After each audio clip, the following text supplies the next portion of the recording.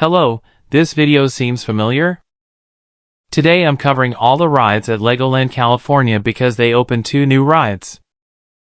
Some entries will stay the same, some entries will be tweaked, and some entries are completely new. What is considered a ride? Anything under the Rides tab, so no playgrounds or Miniland. The Rides tab is sorted alphabetically, no exceptions. Also credit to SoCal Disney Dad, he's made similar videos to what I'm going to be making and I didn't give him a verbal shout out, so here it is. The first ride on the list is Beetle Bounce. Opening in 2008, Beetle Bounce is a junior drop tower. You used to be able to go on it as long as you were taller than 36 inches, but now you have to be shorter than 55 inches, or 4'7". If you really miss this ride, go on Sea Dragon Drop at SeaWorld San Diego. Bionicle Blaster opened in 2003 as Lego Technic Teacups, but it is now its current name. There isn't a date of change. This ride is a teacup ride, so if you go to a lot of other theme parks, ride something more exotic. Our matey, next up be Captain Cranky's Challenge. Opening in 2007, Captain Cranky's Challenge be a rockin' tug. I'm probably not gonna do the pirate speech anymore as I find it boring after one sentence. Anyways, next is Cargo Ace, opening in 2008, Cargo Ace is a junior suspended whip. Honestly, this ride is really fun, similar to my love for Aqua Scout at SeaWorld San Diego. There isn't much to say with these kiddie rides. Okay, next up is Coast Cruise. Opening in 1999, Coast Cruise is a slow-moving boat ride. You get to see places such as Taj Mahal, Eiffel Tower, London Eye, and Mount Rushmore, as well as a lot of Miniland. I personally think this ride is a worse version of Jungle Cruise, which it basically is. However, it never has a line. The first roller coaster on the list. Coastersaurus, opening in 2004, Coastersaurus is a green junior coaster, which is a rare color for a roller coaster. Anyways, this ride is pretty short even though you get to do the ride twice. Honestly, the quality of this ride varies between ride operators. They're nothing better than chanting, "One more time, one more time." Another coaster, next up is Dragon Coaster. Also known as the Dragon. Also known as Dragon. Anyways, the Dragon is an indoor-outdoor ride hybrid opening in 1999. The Dragon is a fun ride that succeeds because of its good theming and simple story. It's hard to tell which is better, Coastersaurus or the Dragon. They're both good in different ways. This ride has been significantly downsized. Driving School opened in 1999, closed in 2024, and reopened May 21st, 2025, and is about 1/3 the original size. I'm very mad that the ride is so small and replaced Funtown Police and Fire Academy, but they're opening the first roller coaster since Coastersaurus in 2004. The literal definition of you win some you lose some. Also, why does LegoLand keep using the crappy plastic minifigs? Bring back the brick-built models. Next up is an outlier, similar to Rescue Junior at SeaWorld San Diego. This ride isn't really a ride apart from getting the longest lines in the park. Enough build-up. Next is Dune Raiders. Dune Raiders is separated into 2 sides. The first side is the SAC slides, they're front and center and is easy to find the entrance. After that is the other slides. First you go through the main entrance, skip the SAC. And instead of going up the main stairs, go left and there you go, 2 slides that most likely have no wait.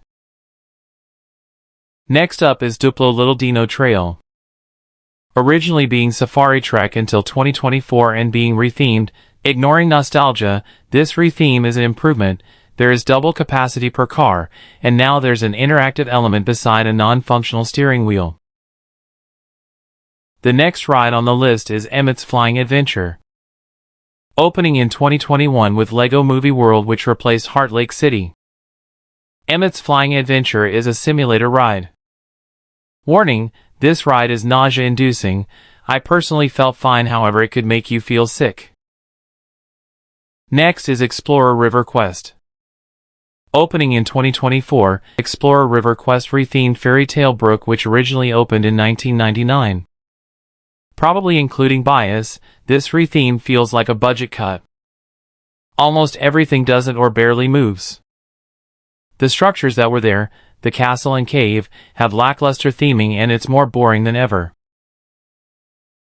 This is the other newest ride kind of. Junior Driving School opened in 1999 and closed in 2024 and also reopened May 21, 2025. I feel like it's pretty much the same as it was, maybe the middle is a bit smaller. Also, this is the only ride I've never and still can never go on. I have the same arguments about this ride as driving school, and still get rid of the plastic people. Your legs have had a lot of exercise, but you can't forget your arms. Next is the Kid Power Tower. Opening in 1999, Kid Power Tower isn't your normal drop tower. You pull the string by your side and that makes you go higher. It's not a true pulley system, more of a sensor that senses you pulling. This next ride is fairly new. Lego City Deep Sea Adventure, opening in 2018, is a submarine ride with an interactive element. If you find a piece of treasure, press what you found on your screen and you'll get points. If you want a video on high scores, watch this video on my channel. Similarly to Lego City Deep Sea Adventure, Lego Ninjago the ride is an interactive dark ride and has a long name.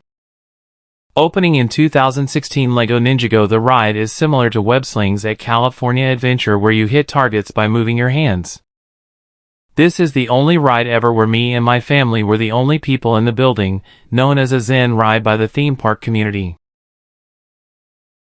The last roller coaster on the list, Lego Technicoaster, opened in 2001 and was called Project X from around 2010 to around 2019. However, I think it got changed back earlier than that. Ignoring its complicated history, Lego Technicoaster is a wild mouse coaster and it's fun. It can get a bit thrilling, however it's not that bad. Just warm up on the other roller coasters first if you need it. Next up is LegoLand Express, opening in 1999 in the Duplo Playtown section before being moved to the Kid Power Tower in 2019 to make way for Emmett's Flying Adventure. The LegoLand Express has a lot of history. The actual ride is probably shorter than this entry. This ride should not be a top priority as this is the youngest ride in the park. I'm running out of introduction, Next is Lost Kingdom Adventure. Opening in 2008, this is a Target ride, similarly to Buzz Lightyear Astro Blasters at Disneyland. This ride, in my opinion, is better than Lego Ninjago. Sometimes simplicity is better. Unless it's Explorer River Quest. This next ride is technically the rarest currently open ride. Pirate Reef opened in 2012 and is a shoot-the-chute ride. This is the most wet ride, however you'll get more wet crossing the bridge to the rest of the water park. Oh yeah, this ride is only open for the summer season because if you went on this in the winter you'd get hypothermia. The voice software is gonna mess this next ride's name up. Queen Waterva Carousel opened in 2021, but rethemed Mia's Riding Camp, which had originally opening in 2015. I've been on both and I prefer the new one. What is better? The music, besides that there is little to no difference. If you're older than 12, skip this entry. Royal Joust opened in 1999 and is a very unique ride. You ride by yourself on the back of a horse and go around the track. You go through a graveyard and then defeat the Dark Knight. I'm sad I can't go on this anymore, however when I was able to go on this for the last time I barely fit. Set sail once again. Next is Skipper School. Opening in 1999, Skipper School is a ride that you drive yourself. You have a pedal and a steering wheel. There are also two tracks. The first track you turn left out of the loading area and it's shorter than the other. The second one you go straight out of the station and it's longer than the other. Let's fly. Next is Sky Patrol. Opening in 1999, Sky Patrol you also control. Two people sit per helicopter, the left stick moves up and down and the right stick turns side to side. Not much else happens. It's a short ride, however that's more than enough. Do you want to spray people with water? Splash Battle opening in 2006. Splash Battle is a battle about splashing people on or around the ride. There are also people off the ride with guns to splash you. This ride isn't necessarily seasonal, however there's a good chance it's closed in the winter.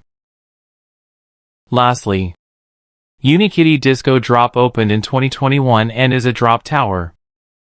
Not much to be said. It's fun but nothing revolutionary. It's newer and it's fun but not much to talk about. I hope you enjoyed this video. As you can see, some sections are reused. I hope it isn't too noticeable. Also, one of my friends suggested adding the music, so there you go. My next video is about a new theme park. See you when that's done.